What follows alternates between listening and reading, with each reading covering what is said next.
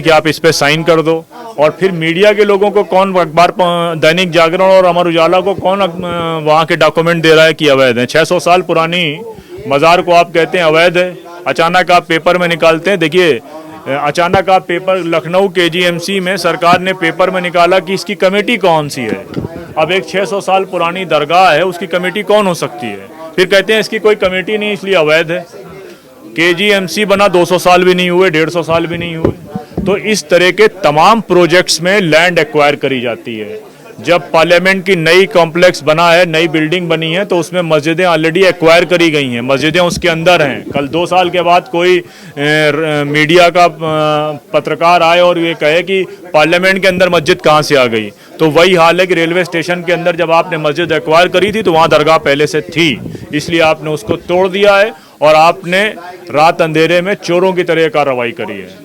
और इन सब मामलों में लोग कोर्ट गए हुए हैं। जयपुर में 45 साल पुरानी मस्जिद थी, वो मस्जिद की लंबी ज़मीन 45 साल पहले जयपुर डेवलपमेंट अथॉरिटी के द्वारा दी गई थी। अब आप ये मुझे बताइए कि जयपुर डेवलपमेंट अथॉरिटी ने जो मस्जिद की ज़मीन जिससे ली गई है वो वैध होगी कि अवैध होगी? अचानक आप आएंगे और आप कहेंगे यहाँ पे हमारा हाईवे प्रोजेक्ट निकल रहा है।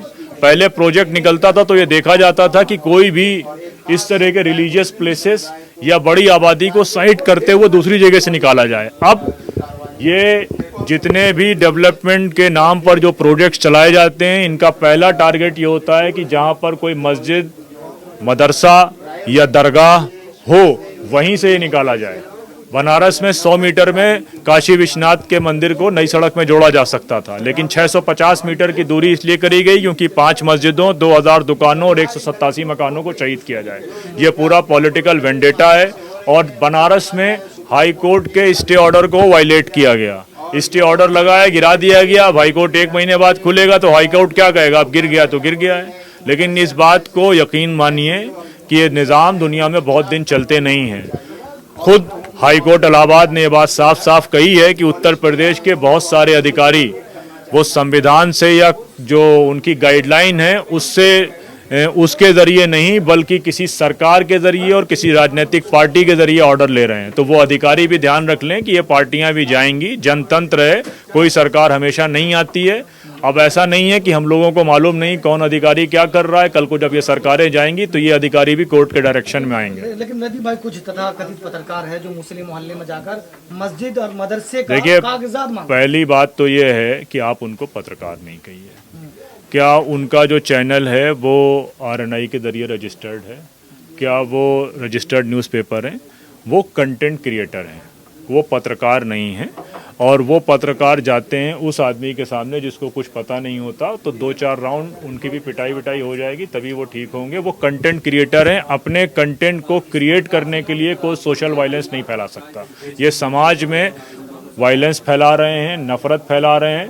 आप लोगों को भी चाहिए, हम लोग भी कोशिश करते हैं कि इस तरह के 2-4 लोगों के नाम पते मालूम चले, हमको दीजिए आप सेपरेटली, हम केस बुक करते हैं उनको। 2 समाजों के बीच में उनकी क्लिप लगा के कि 2 समाजों के बीच में नफरत फैला रहे हैं। और खुदा के वास्ते उनको पत्रकार कहना बंद करिए, ये कंटेंट क्रिएटर हैं। तमाम लोग इंस्टाग्राम में डांस के वीडियो डालते हैं, ट्रैवल के वीडियो डालते हैं, फूड के वीडियो डालते हैं, और ये सब लोग नफरत के वीडियो डालते हैं। और हमने एक आखिरी सवाल ले लीजिए, जैसे मस्जिद और मदरसों को लेकर डेमोलिशन की जब बात आती है, बहुत सी जगहों पर जो वहाँ के लोग हैं वो कागजात दिखाते हुए नजर आए कि उनके पास कागजात भी हैं, सारी चीजें, लेकिन उसके बावजूद भी तो इस पर रोक कैसे होगी फिर? भाई, मैंने आपसे ये बात कही कि ज़्यादातर उन इलाकों को टारगेट किया जाता है जहाँ पर मुसलमानों की आबादी नहीं होती है, और रात के अंधेरे में उनके यहाँ बुलडोज़र लाया जाता है। जब तक आपको पता है कि रात में जो हमारा निज़ाम है कोर्ट का, उसमें ये परेशानी है। लेकिन इसीलिए सुप्रीम कोर्ट ने गाइडलाइन बनाई हुई है। सुप्रीम कोर्ट ने कहा कि कम से कम 3 नोटिस आए, फिर 3 नोटिस के बाद सेकंड स्टेज की कार्रवाई करी जा रही है।